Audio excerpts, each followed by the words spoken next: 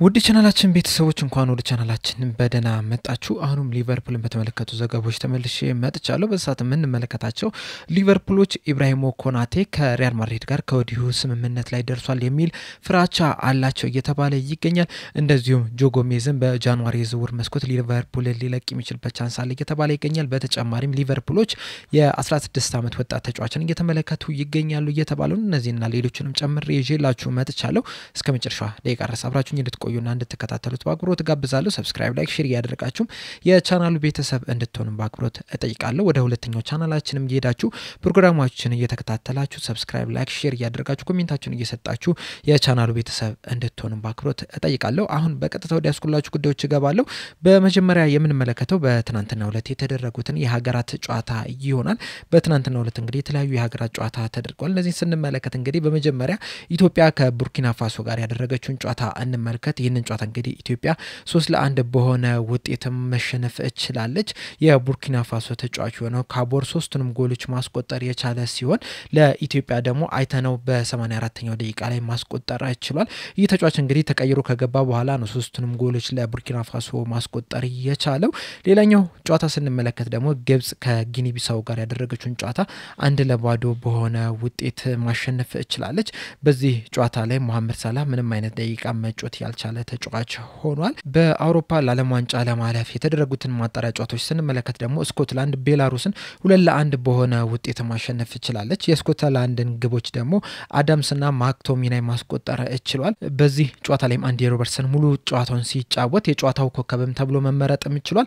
ለአንደኛውም ጎል እንግዲህ አሲስት ማድረግ የቻለ ተጫዋች በአጠቃላይ በጨዋታው ላይ 7.9 ሬቲንግ ተሰጥቶታል። ቤንዶኩም እንደዚሁ በተመሳሳይ 7.9 ሬቲንግ ተሰጥቶታል። ጥሩ የሚባል እንቅስቃሴ ማድረግ የቻለ ተጫዋች ሆኗል። በሌላ ጨዋታ ደግሞ ኔዘርላንድ አይስላንድን 4-0 በሆነ ውጤት ማሸነፍ ችላለች። የኔዘርላንድን ግቦች ደግሞ ማለን፣ ቨርጂል ቫን ዳይክ፣ ዴፓይና ኮዲ ጋክፖ ማስቆጠር ችሏል። በዚህ ጨዋታ ላይ እንግዲህ ቨርጂል ቫን ዳይክና ኮዲ ጋክፖ ሙሉ ጨዋታውን ሲጫወቱ ግራቨንበርክ ደግሞ 45 ደቂቃዎችን ብቻ ነበረ መጫወት የቻለው። እንደዚሁም ደግሞ ፍሪምፖንግ ምንም አይነት ደቂቃ መጫወት ያልቻለ ተጫዋች ሆኗል። በዚህ ጨዋታ ላይ እንግዲህ ሜምፊስ ዴፓይ የጨዋታው ኮከብ ተብሎ ሲመረጥ ኮዲ ጋክፖ 8.6 እንደዚሁም ደግሞ ቨርጂል ቫን ዳይክ 8.4 ሬቲንግ ተሰጥቷቸዋል። ቨርጂል ቫን ዳይክና ኮዲ ጋክፖ በጨዋታው ላይ ግን ማስቆጠር የቻሉ ተጫዋችም ሆነዋል። በዛሬው ዕለትም እንግዲህ የተለያዩ ጨዋታዎች መደረጋቸውን ይቀጥላሉ። በዚህ መሰረትም እንግዲህ ስዊድን ከኮሶቮ ጋር ስትጫወት በዚህ ጨዋታ ላይም አሌክሳንደር ኢሳክ በቋሚነት ይጀምራል ተብሎ ይጠበቃል። እንደዚሁም ደግሞ ኖርዘርን አይርላንድ ከጀርመን ጋር የምታደርገውም ጨዋታ አለ። ሁለቱም ጨዋታዎች እንግዲህ 3:45 ምሽት ላይ የሚደረጉ ናቸው። ኖርዘርን አይርላንድ ከጀርመን ጋር በምታደርገው ጨዋታ ደግሞ የሊቨርፑል ተጫዋቾች የሆኑት ኮነር ብራድሊና ፍሎሪን ቪርትስ የሚገናኙ ይሆናል። እንደዚሁም ፈረንሳይም በዛሬው ዕለት የምታደርገው ጨዋታ አለ። በዚህ ጨዋታ እንግዲህ የምትገናኘው ከአይስላንድ ጋር ነው። በዚህ ጨዋታ ላይ እንግዲህ ሂጎ ኤኪቲኬን በጨዋታው ላይ ይጀምራል ተብሎ ይጠበቃል። በአጠቃላይ እንግዲህ በዛሬው ዕለት የሚደረጉ ጨዋታዎች ይህንን ይመስላሉ። በቀጣይ የምንመለከተው ዘገባ ደግሞ ስቲቨን ጄራርድን የተመለከተውን ይሆናል። በቅርብ ሳምንታት እንግዲህ እንደምታስታውሱት ስቲቨን ጄራርድ ወደ ሬንጀርስ ሊያቀና የሚችልበት እድል አለ እየተባለ ይገኝ ነበረ። ነገር ግን በትናንትናው ዕለት በወጡት መረጃዎች መሰረት ስቲቨን ጄራርድ የሬንጀርስን ጥያቄ ውድቅ አድርጎታል እየተባለ ይገኛል። ምክንያቱም አድርጎ ያስቀመጠው ደግሞ የሬንጀርሶች ፕሮጀክት ከኔ ጋር የሚሄድ አይደለም ወይም ለኔ የሚስማማ አይደለም በሚል ምክንያት ጥያቄውን ውድቅ አድርጎባቸዋል። ነገር ግን ደግሞ ከዚህ በኋላ ለወደፊቱ ምናልባትም ወደ ሬንጀርስ የሚመለስበት ቻንስ ሊኖር እንደሚችል ግን አያይዞ እየተዘገበ ይገኛል። በመቀጠል የምንመለከተው ዘገባ ደግሞ ማርክ ጌን የተመለከተውን ይሆናል። እንደሚታወቀው እንግዲህ ሊቨርፑሎች በክረምቱ የዝውውር መስኮት ይህን ተጫዋች ለማስፈረም ከፍተኛ ጥረት አድርገው ነበረ። የሕክምና ምርመራም ተደርጎበት በመጨረሻም እንግዲህ ጥያቄው ውድቅ ሆኖ ወደ ሊቨርፑል ሳይዘዋወር ቀርቷል። ከዛ በኋላ እንግዲህ የተለያዩ ጭምጭምታዎች ሲሰሙ ነበረ። በትናንትናው ዕለት ግን ክሪስታል ፓላስ ባለቤት የሆነው ስቲቭ ፓሪሽ ከቶክ ስፖርት ጋር ባደረገው ቆይታ እንግዲህ በዚህ ዙሪያ የሰጠው አስተያየት አለና በሰጠው አስተያየት ምንድነው ያለው? ውሳኔው በጣም አስቸጋሪ ነበረ። ምክንያቱም እያንዳንዱ ነገር እንግዲህ ነጭና ጥቁር አይደለም፣ በጣም ብዙ ነገሮች አሉ በመሃል የሚካሄዱና በመጨረሻም እንግዲህ ይህ ተጫዋች በዚሁ በክሪስታል ፓላስ እንዲቆይ ወስኛለሁ። የወሰንኩበትም ደግሞ የተለያዩ ሰዎች የሰጡኝ ምክር አለ። እንደዚሁም ደግሞ በራሴም ይህ ተጫዋች ቢቆይ ይሻላል ወይስ ብንሸጠው ይሻላል የሚለውን ነገር አገናዘቤ በስተመጨረሻ እንግዲህ ቢቆይ ይሻላል የሚለው ነገር እንግዲህ እንዲወሰን አድርጎኛል። አሁን ለምሳሌ እንግዲህ የማርክ ጌ መቆየት ከ14ኛ ወደ 10ኛ ደረጃ የሚያወርደን ቢሆን ኖሮ ወይም ደግሞ የ10ኛና 12ኛ ደረጃን ይዞ የማጠናቀቅ ጉዳይ ቢሆን ኖሮ ተጫዋቹን በመሸጥ ገንዘብ መሰብሰብ እችል ነበር ነገር ግን ደግሞ የማርክ ጌ በዚሁ በክሪስታል ፓላስ መቆየት ግን ከዚህም የበለጠ ቫልዩ አለው ባለፈው ሲዝን እንግዲህ የኤፍኤ ካፕ ዋንጫ እንድናሳካ አድርጎናል በዚህ ሲዝንም እንግዲህ አውሮፓ ውድድሮች አሉብን እንደዚሁም በፕሪሚየር ሊጉም ከፍተኛ ደረጃ ላይ ይዘንም እንድናጠናቀቅ ስለሚረዳን የሱ በዚህ መቆየት ስለሚጠቅመን በዛ ምክንያትም ነው በዚህ እንዲቆይ የወሰንኩት የሚልን አስተያየትን ሰጥቷል ከዚህ በፊት እንግዲህ በተለይ ደግሞ የዝውውር መስኮቱ እንደተዘጋ አካባቢ አንዳንድ ጭምጭምታዎች ሲሰሙ ነበር ያ ምንድነው አሰልጣኝ የሆኑት የክሪስታል ፓላስ አሰልጣኙ እንግዲህ ማርክ ጌ ክሪስታል ፓላስን የሚለቅ ከሆነ እኔ መለቃለሁ የሚልን አስተያየትን ሰጥቷል የሚሉ ነገሮች ሲወሩ ነበር ነገር ግን ስቲፓሪሽ እንግዲህ ይሄንን ነገር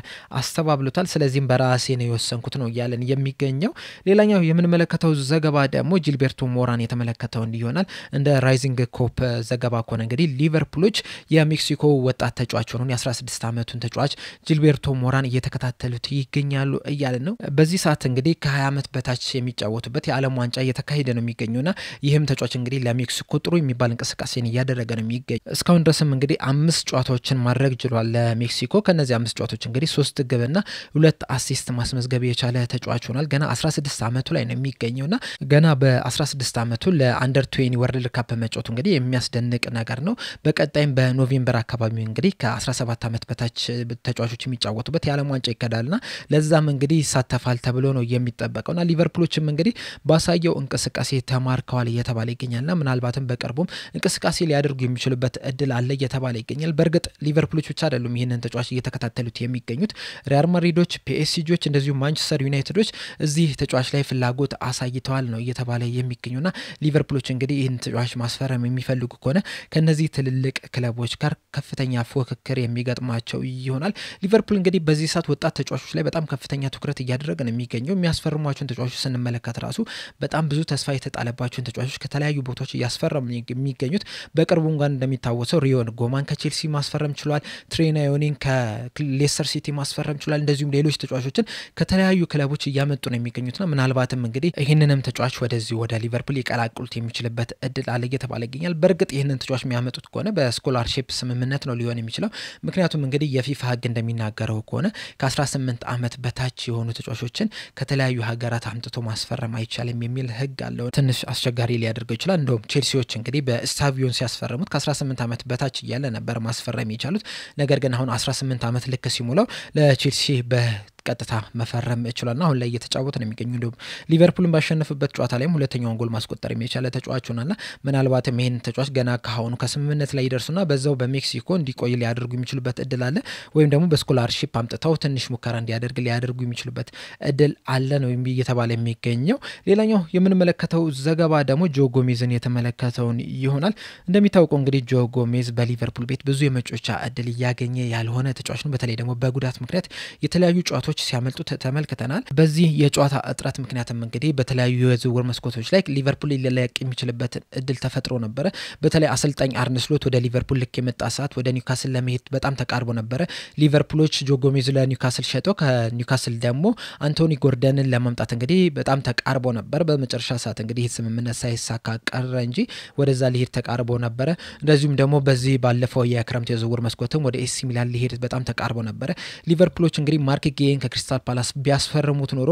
ምናልባትም ጆ ጎሜዝ ሊቨርፑልን ለቆ ኤሲ ሚላንን ሊቀላቀል የሚችልበት እድል ነበር ኤሲ ሚላኖችም እንግዲህ ይህን ተጫዋች ለማስፈረም 13 ሚሊዮን ፓውንድ አካባቢ አቅርበው ነበርና ሊሳካ በጣም የተቃረበ ዝውውር ነው የነበረው ነገር ግን ሳይሳካ ቀርቷል ሊቨርፑሎች ማርክ ጌን ሳያስፈርሙ ቀርቷል እንደዚሁም ደግሞ ጆ ጎሜዝን ሊቨርፑልን ሳይለቅ ቀርቷል ምናልባትም እንግዲህ ቀጣይ እሁድ ከማንቸስተር ዩናይትድ ጋር በሚደረገው ጨዋታ እንግዲህ ከቨርጂል ቫን ዳይክ አጠገብ በመሆን ጨዋታውን ይጀምራል ተብሎ ነው የሚጠበቀው እናም ግን ኤሲ ሚላኖች አሁንም በዚህ ተጫዋች ላይ ተስፋ አልቆረጡም ነው እየተባለ የሚገኙና በጃንዋሪ የዝውውር መስኮት ይህንን ተጫዋች ከሊቨርፑል ለማስፈረም ጥረት ሊያደርጉ ይችላሉ እየተባለ ይገኛል ነገር ግን የሚወሰነው ሊቨርፑሎችስ ምንድነው የሚያደርጉት የሚለው ነገር ነው ምክንያቱም እንግዲህ በዚህ ሰዓት ጆቫኒ ሊዮኒ በኤሲኤል ጉዳት ምክንያት አመቱን ሙሉ ወደ ሜዳ እንደማይመለስ ይታወቃልና በጃንዋሪ የዝውውር መስኮት ሊቨርፑሎች ተጫዋቾችን ያስፈርማሉ የሚለው ነገር ትልቅ ጥያቄ ነው የሚሆነው አንድ ተጫዋች ብቻ የሚያስፈርሙ ከሆነ ጆ ጎሜዝን ይለቁታል ተብሎ አይጠበቅም አይታወቅም። ነገር ግን ደግሞ ሁለት ተጫዋቾችን የሚያስፈርሙ ከሆነ ምናልባትም ጆ ጎሜዝ በሊቨርፑል ቤት ያለው ቆይታ ሊያበቃ የሚችልበት እድል አለ እየተባለ ይገኛልና ይህንን ነገር እንግዲህ በጃንዋሪ ዝውውር መስኮት በደንብ አተኩረን መመልከት ያለብን ይመስለኛል። በስመጨረሻ የምንመለከተው ደግሞ ኢብራሂሞ ኮናቴን የተመለከተውን ዘገባ ይሆናል። እንደሚታወቀው እንግዲህ ኢብራሂሞ ኮናቴ የመጨረሻ ኮንትራቱ ላይ ነው የሚገኘው በሊቨርፑልና ሊቨርፑሎችም እንግዲህ ኮንትራቱን ለማደስ ከፍተኛ ጥረት እያደረጉ ነው የሚገኙት። ነገር ግን አሁን ላይ በወጡ ዘገባዎች መሰረት በተለይ ደግሞ አንፊልድ ዋች ማርካን ጠቅሶ በዘገባው ዘገባ መሰረት እንግዲህ ሊቨርፑሎች ምናልባትም ኢብራሂሞ ኮናቴ ከሪያል ማድሪድ ጋር ስምምነት ላይ ደርሷል የሚል ፍራቻ አላቸው እያለን ይገኛልና ይህ ነገር እውነት የሚሆን ከሆነ እንግዲህ የሊቨርፑሎች ይህንን ተጫዋች ኮንትራቱን ለማደስ የሚያደርጉት ጥረት እንግዲህ ምንም አይነት ጥቅም እንደሌለው ነው እየተገነዘቡ የሚገኙት የሚል አስተያየት እየወጡ ነው የሚገኙት።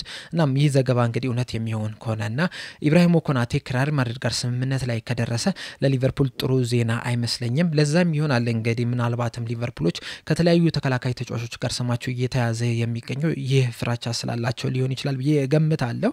ነገር ግን አሁን የዚህ ተጫዋች በሊቨርፑል ቤት ኮንትራቱን ያላራዘመበት ምክንያት ተደርጎ የሚቀመጠው ምንድነው? እሱ ተጫዋቹ የሚጠይቀው ገንዘብና ሊቨርፑሎች ለተጫዋቹ ለማቅረብ የሚፈቅዱት ወይም ደግሞ ያሰቡት ገንዘብ ተመጣጣኝ አልሆነም ወይም ደግሞ በመሃሉ በጣም ሰፊ ልዩነት አለው ነው እየተባለ የሚገኘው። ሊቨርፑሎች አንድ የሚያምኑበት ነገር አለ። ተጫዋቾች የራሳቸው የሆነ ቫልዩ አላቸው። ከዛ የበለጠ ቫልዩ የሚጠይቁ ከሆነ ሊቨርፑሎች ያንን ነገር ለመክፈል ዝግጁ እንዳልሆኑ ነው እየተዘገበ የሚገኘውና ሊቨርፑሎች ኢብራሂሞ ኮናቴ የሚገባው ገንዘብ ይህ ነው፣ ከዚህ በላይ ግን አይገባውም የሚል ሐሳብ አላቸው። ኢብራሂሞ ኮናቴ ደግሞ ሊቨርፑሎች ይገባዋል ካሉት በላይ ነው እየጠየቀ ያለው የሚል አንዳንድ መረጃዎች እየወጡ ነው የሚገኙትና በዛ አለመስማማት ምክንያት እንግዲህ እስካሁን ድረስ ኮንትራቱን አላራዘመም። ምናልባትም ሳያራዘም ቀርቶ እንግዲህ በቀጣይ የክረምት ዝውውር መስኮት ሊቨርፑል ሊለቅ የሚችልበት እድል አለ እየተባለ ይገኛል። በእርግጥ ኢብራሂሞ ኮናቴ በጣም ድንቅ ተከላካይ ተጫዋች ነው። በተለይ ደግሞ ከቨርጅል ቫን ዳይክ ጋር ድንቅ የሚባልን ጥምረትን ሲያስመለክተን ተመልክተናል። በተለይ ደግሞ ባለፈው ሲዝን እንግዲህ ሊቨርፑል የፕሪሚየር ሊጉን ዋንጫ እንዲያሳካ ከቨርጅል ቫን ዳይክ ጋር ድንቅ የሚባል ጥምረትን ማሳየት ችሏልና በዛ ምክንያቱም ሊቨርፑል ዋንጫውን ማንሳት ችሏል። ነገር ግን ደግሞ የራሱ የሆነ ደግሞ ጉድለት ያለበት ተጫዋች ነው። አሁን ቨርጅል ቫን ዳይክ ባይኖርና ከሌላ ተከላካይ ጋር ቢጣመር እንግዲህ ይህንን ምርጥ ብቃቱን ያሳያል የሚለው ነገር ትልቅ ጥያቄ ነው የሚሆነው። ሊቨርፑሎች እንግዲህ ይህንን ተጫዋች የረጅም ጊዜ የቨርጅል ቫን ዳይክ ተተኪ አድርጎ ነበር የሚያስቡት። በተለይ ደግሞ የተከላካይ መስመሩን በመምራት ደረጃ እንጂ በፖዚሽን አይደለም። ምክንያቱም ኢብራሂሞ ኮናቴ በግራ በኩል መጫወት አይችልም። ቨርጅል ቫን ዳይክ በሁለቱም በኩል መጫወት የሚችል ተጫዋች ነው። ኢብራሂሞ ኮናቴ ግን በቀኝ በኩል ብቻ ነው የሚጫወተው። ነገር ግን ቡድኑን ይመራል፣ በተከላካይ ስፍራ ላይ ያሉትን ተጫዋቾች በደንብ ይመራል ተብሎ ነበር የሚጠበቀው።